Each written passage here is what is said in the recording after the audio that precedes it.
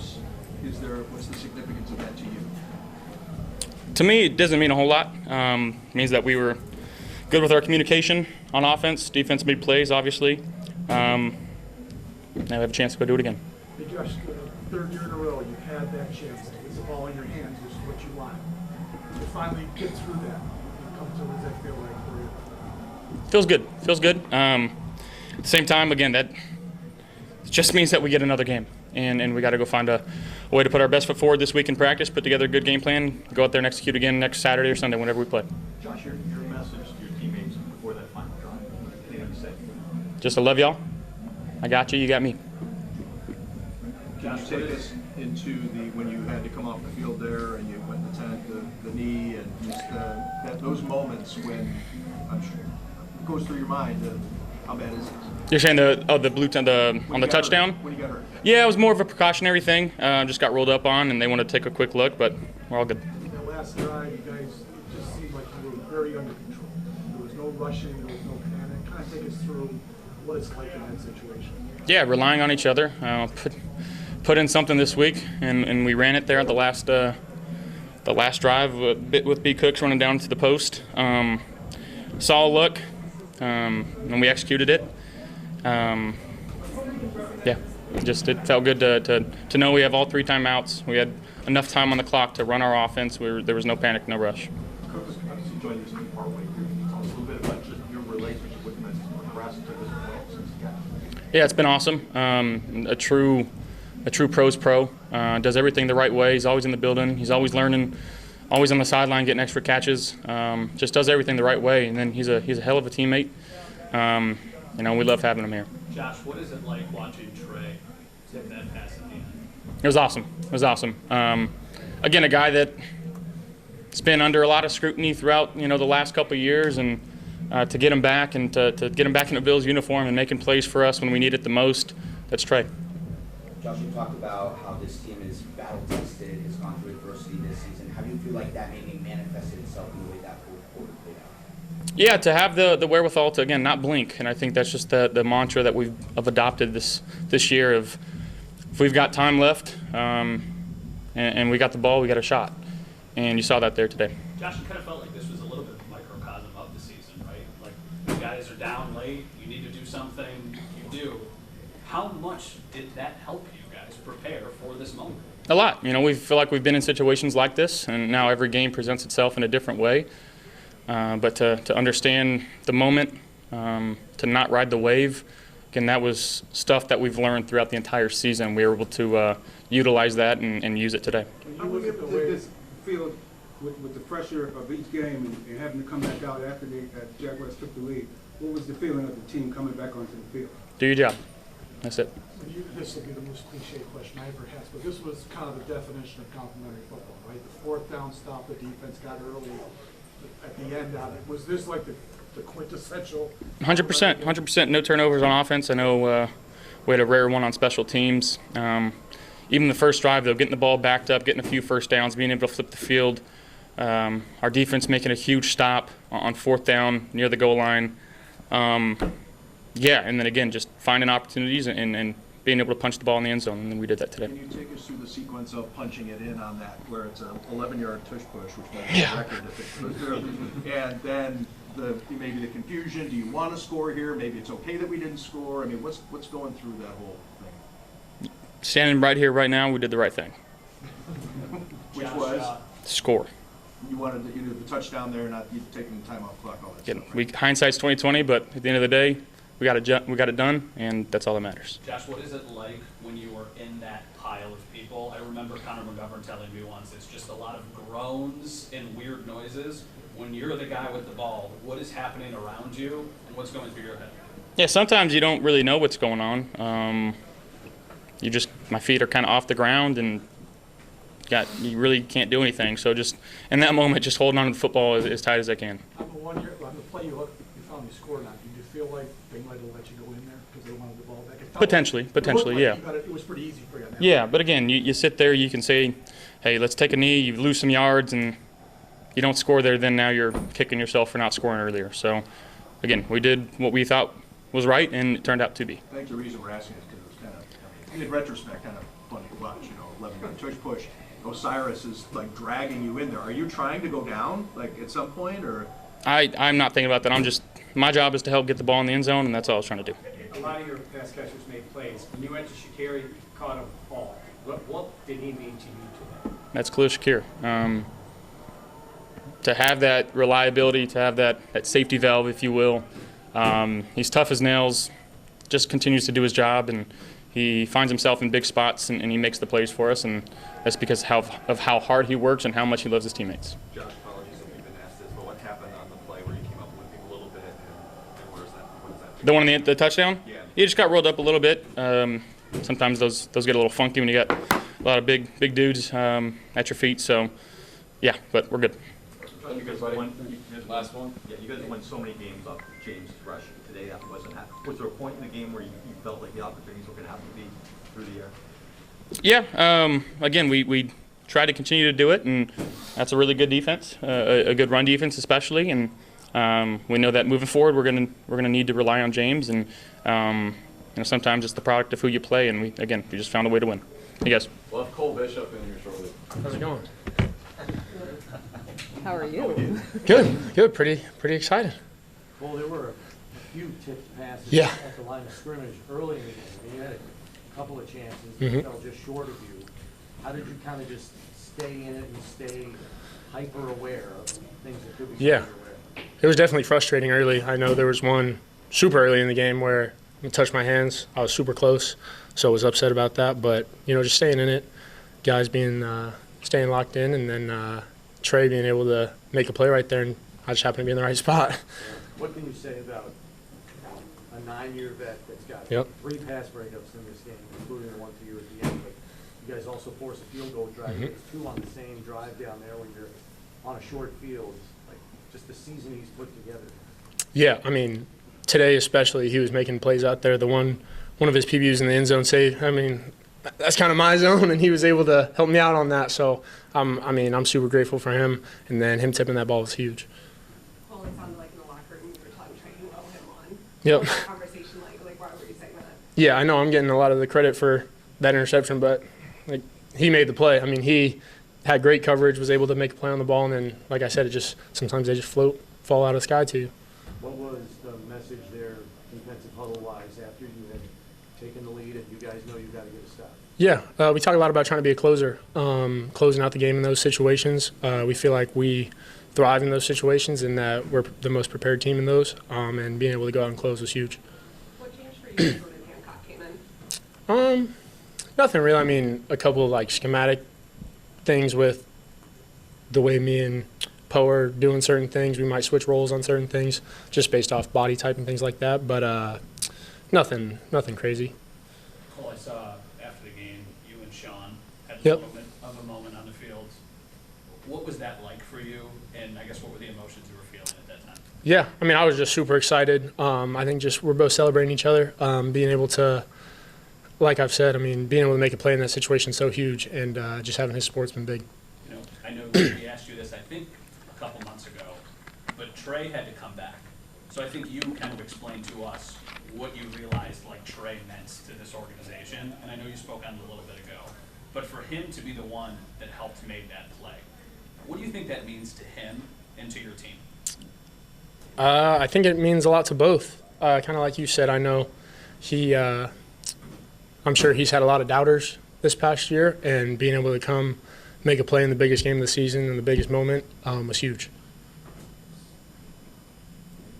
Thanks, guys. Thank you.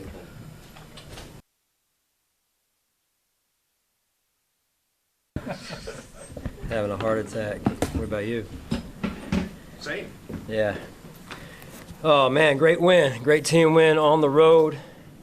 Glory to God. Man, just an incredible team effort. Great win for the organization. Great win for everybody back home. And for all those that came down here and supported us, Bills Mafia, man, we heard you. We really appreciate it. Really do. Just tough football team. Guys, some of the guys went down. Some guys stepped in, did a phenomenal job. Nobody blinked. Kept our composure all the way through the game, which we knew it was going to be a challenge coming down here against a really good football team that's talented and well coached. And we saw it through. So guys stood firm, and they made the plays. We made the plays we needed to make, and it was a great way to end the game right there. So good to see kind of Trey, right, in 2017 and what he's now doing for us, and then Cole, kind of the other end of the youth movement here. So phenomenal play. So time is yours. Sean, to that point, we've asked you to reflect on Tre'Davious' journey a lot this season, but just what did he mean to the team today with those pass breakups ahead of the last tip play too? Yeah, I mean, it's probably a better question for Trey in terms of his journey, but if you just follow his journey from the time we got him, well, if you go back a step or two, he was at the Rams, and you watch him from afar. Like, we're sitting in Buffalo, he goes from the Rams to Baltimore, and he ends up on, the season with them. We end up playing him, and then to get him back, and you just think about, when he came back, he still wasn't really Trey. Because he was working through 2 major injuries. And yet in Trey's fashion, there's nobody that works harder, and he's gotten himself back now to where he's playing really good football. And credit to him and the work that he's put in, and our medical team as well. Just overall, he's just as good as there is in terms of his determination, his heart, and his really resilient nature. You think about his journey back to this moment, and just a minute ago in there, he wanted no part of the conversation about himself. Does that surprise you? Yeah, no, not at all. You look back in 2017, and the word that we had gotten about him was, he was one of the true leaders on that team in college. I'm talking about, right? And so the intangibles, right? You can build a team with, said people and this and that, but it's about intangibles and toughness and how those intangibles and toughness fit into an overall vision for a team and the culture of a team. And there's, in my estimation, no substitute for toughness. Sean, along those lines, intangibles and toughness, I think those words probably describe your quarterback about as well as any two. First, the toughness to, he's in the sideline medical tent a couple of times in the first half, to come back from that, and then to lead the drives when you needed to have it at the end of the game. What do you think of it? Well, it trickles down from him in terms of the team's toughness. When your quarterback's that type of warrior, that type of competitor, it's just, like I said, from a leadership standpoint, it just goes through the whole team. And we got to get him as healthy as we can, though, for next week, so it's not something we take lightly. And I did think overall that, he took some hits today, but there was also times where we protected him well, and I think he got registered they had 3 hits and 1 sack. So credit to the O-line on that. Coach, the 4th down play in the first half of the Lawrence carry on 4th and 2. Usually you don't get the benefit of the doubt on those reviews for spotting the ball. What made you feel like it was worth doing, and was it the magnitude of that play that convinced you it was worth the risk? Yeah, it was a great job by the guys up top. And then the magnitude of the play, it was close. We felt like, and I felt like it was worth the challenge at that point from a 4th down situation. Did you get an explanation at the end of the first half? It certainly looked like the clock was at 0. Was there any explanation given? No, other than they felt like it wasn't, and that they had one of our players offsides there. Sean, I know that you guys you don't pay attention to the outside noise things said, but all the talk about not winning a road playoff game, to be able to come here and win a road playoff game, what does that do for a team to galvanize them? And is it something that you guys made sure to say, hey, let's put that to rest? Yes and no. We were aware of what some of the talk was, but at the end of the day, the game's decided between the white lines, and our guys knew that. They knew we were going to go up against a heck of a football team today, and a well-coached football team. Were they 8-1 over the last 9 or 7-1 over the last 8, and a pretty healthy team overall. So, which we've been battling through injuries really the entirety of the season. So, our guys, including today. So our guys are tough, resilient, and there's a lot that we need to work on though too as we go back to work this week. But couldn't be more proud of the guys and the entire team and coaching staff as well, and what they did to stick with it. I thought the offense in the second half was really good, and the defense made the stop at the end to get us the win. So special teams did some good things as well, baked in there, but plenty to work on still as we move forward. Sean, on a day where your running game wasn't rolling, to be able to win offensively in a different way, how big is that for this group? Yeah, I mean, you gotta be a two-dimensional offense. You guys know we talk about that quite a bit, and you got to be able to pivot if the run game isn't working. I thought Joe did a really good job in that regard at times, and you know, the hitting the strike down in the middle to Cooksey there, a huge play, and you know, we made the plays that we needed to make when we needed to make them, and I think that's really the story behind it. Sean, when you look at your regular season, it'd be great if everything was smooth, but it doesn't work that way. How much did that prepare you for a day like today, when having to come back from stuff and keep moving forward? Yeah, it builds character. I mean, you go into every season, you're hoping and praying that there's no adversity, but I mean, we've all been around this long enough to know that there's going to be adversity. It's just a matter of what form it comes and how big it is, and we've really been dealing with it, you know, quite a bit of the year, and I think you learn from it, and the team does, and because you got some young guys who've never been through it, and you know, the college game is somewhat different. The journey of a season is long in the NFL, and especially if you're into the playoffs. So this is a good kind of experience for our young guys to see the crowd and how ready you got to be this time of year in particular. What did you see from your defensive players as they prepared to get on the field for that last drive and the execution? Yeah, I thought the defensive staff I was clicking over back and forth between the offense and the defense while we had the ball on offense. And you know, they were doing a really good job of communicating and making sure everyone was on the same page, because that was going to be important. That, you know, from a communication standpoint, they had no timeouts. They were going to be on the ball. So that was the start of it. Sean, was there any conversation about right before the final touchdown about kneeling or trying to take more time off the clock before that one? Yeah, for sure. Yeah, I mean, we know from a game management standpoint that they have a phenomenal field goal kicker and can hit from. What he hit from 68 or something like that last week or whenever it was. So, like I said, I went out in pregame and thought about not going out so I wouldn't get, you know, in awe of how strong. I mean, the guy's kicking it from East Aurora, basically, you know, which is in Buffalo for all those that you don't know. So, Western New York, yeah. Anyway, yeah, I mean, we knew that it was going to be tight. We practiced those situations, though, when you only can really give up X amount of yards. And if he uncorks a 70-yard field goal, I mean, that really only left us a few yards right there. So when Bobby knew it, did a great job, the players executed. That's what it really came down to, is great execution. Have you ever been spooked by a kicker before? I mean, it seems like that's where the game's going. If you look at, you know, around the league, there's a few of these guys that can just unload kicks from all over the place, right, and punters as well. So I don't know. I don't know what they're eating or anything, but. Well, related, what was your thought on Matt Prater and heading into the game? Yeah. The decision to go with him and the whole thing. Yeah, I mean, you talk about resilient. Here's a guy that really couldn't finish the game last week. He has the week he has. The look in his eye was phenomenal. I mean, when your kicker's tough, that says a lot too. Your punter, I mean, Mitch had to take over Matt's kickoff duties, and there was no flinching there either. So Reed does a good job of you know, from those are 3 veteran players right there that have been around a little bit, been around the block, but man, their toughness also rises to the surface. Was that the plan going into the game with Mitch handling kickoffs, or did something happen pregame to that? No, that was the plan. Yeah. The scene at Josh's locker is kind of consistent over the last month or two. I mean, he's taken a lot of punishment. Did again today. How's he doing this? What was the scene? What was the scene? He's kind of sitting there, kind of looking like he had just been in a battle.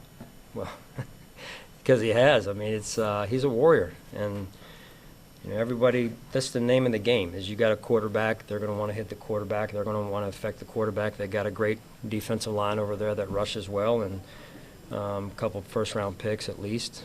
So Matt Edwards over there does a great job, and you know, so.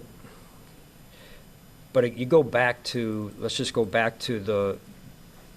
We can talk about the result, but what leads us to the result and the process of the preparation and the hard work during the week and getting your rest and all those things, because rest is not easy this time of year, but it's important. And so that process, that preparation piece is what led us to the result today. Sean, you mentioned resilience a few times. Shaq Thompson comes in after playing only 6 games in the last 2 years before coming to Buffalo.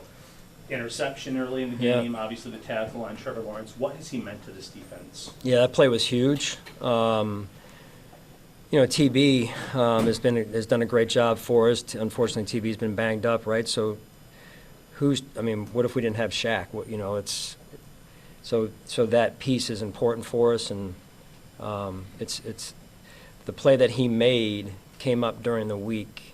I believe it was a very similar play, at least, to the play we ran during practice, and we ran it over again, and it showed up today, at least in some form or structure, and he picked it off, which is, again, you go back to practice and the preparation, and I know that sounds like coach speak, but there's value to practice and doing things the right way during the week. What were you going through in that last minute, because you've been in that situation so many times? What was going through your head after he scores? You got a 1 minute to protect it, Sean. Yeah, I mean, I really honestly wanted to try and bleed the clock down if we could, but it's like, okay, what plays that you have that do that? You want to take a knee. I mean, we could go through this for probably about an hour and talk about this. You take a knee, you're back. I mean, the ball's inside the 1. By the time we take the snap and even just knee it, then you're like, okay, run the clock down to 30 seconds, 28, whatever. So we're talking about these things, and I'm going, man, I know who they have on that side of the ball at a minimum, starting with the place kicker. And so we're like, all right, let's not get cute. Let's just go win this thing. Put our defense out there, and they did. They executed at a high level. So, and a lot of prayers too. They helped. Any update on Gabe or Jordan? No, nothing for you at this point. Hey, Sean, come on, Jared. All right, thank you guys. Appreciate it.